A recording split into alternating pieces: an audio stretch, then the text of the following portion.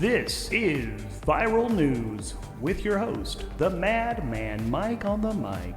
Viral News is brought to you via computer virus, thus subverting all of the triumvirate's propaganda machine to make sure you get the news you need most. Viral News, the only news source you can trust. This is the Madman Mike on the mic, coming at you from our undisclosed location with all the news you can use for Stardate 3.162.277.700.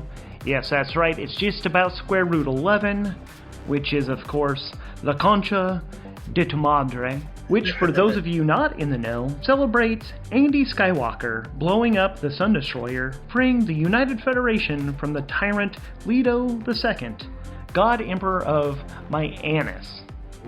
It's Myannis. Sorry, I've got an interview later after headlines, and they're laughing because they're a fucking child. It's Myannis, not my anus. The problem being that our guest demanded that, one, we wouldn't say who he was until we got to the interview, and two, we had to do it live. Alright? Actually, last Square Root, I asked our go-to expert on just about everything, Aram Taram, about what the meaning of La Concha de tu Madre. You're still laughing, dude. I don't, but I asked him what the meaning of that is, and I must have caught him on one of the few bad days that I've ever seen him have. The only message I got back was that I could go fuck myself. Speaking of Aram and the Bodega, we are still getting the message that they are temporally unavailable. I misspoke. I misread it the first time, but they are temporally unavailable. I'm still not sure what's going on there. We've received no word besides the poem that was embedded in the message, which we shared before, but in case you missed it, I'll read it again.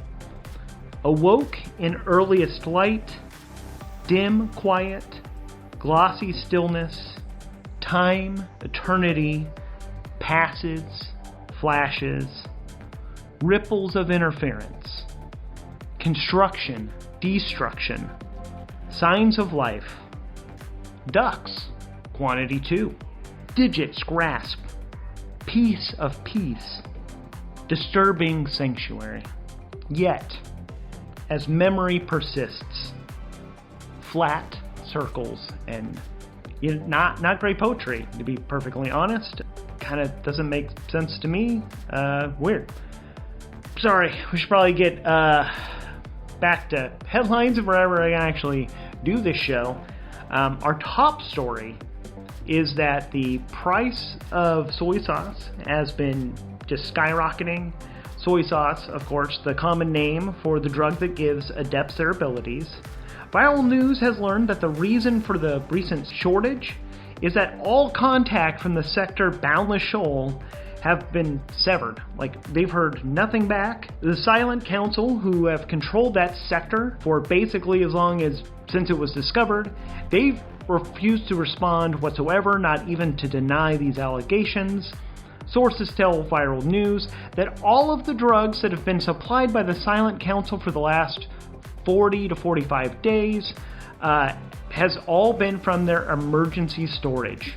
This is being depleted quickly as recent demand has increased so much due to adepts being the only ones that can currently navigate hyperspace due to this Axion storm thing, and as no one yet understands what's going on with the Axion storms, truly don't know if this will go away soon or if it's somehow related to the rise of Legion and the Forge Spawn. The fact that Legion is in the spot most likely to benefit from this, as the AI is able to navigate hyperspace without the use of drugs, lead to certain conclusions. We did reach out to Legion for comment, and of course they denied everything, which was of no surprise to anyone here at Viral News. But the Prophet, the leader of the Mormon Federated Forces, claims that the Forge Spawn emit the Axions, and that they are causing the storms, and that Legion is using the Forge Spawn to cause all of this in their bid to control humanity. In his defense, he published his belief that this was going to happen in a book shortly after the Exodus, where he describes the dead coming back to life and them whipping hyperspace into a frenzy. We have heard that he's been quoting the title of the book, where that comes from. Legion is the Cobra, and I am the Mongoose.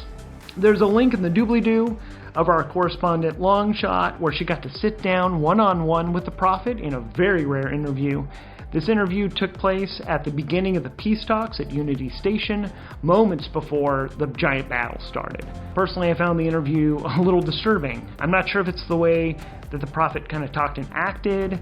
I mean, he was both, like, aloof from so much of what was happening, but when he talked about things, he seemed genuinely concerned for the safety of mankind, and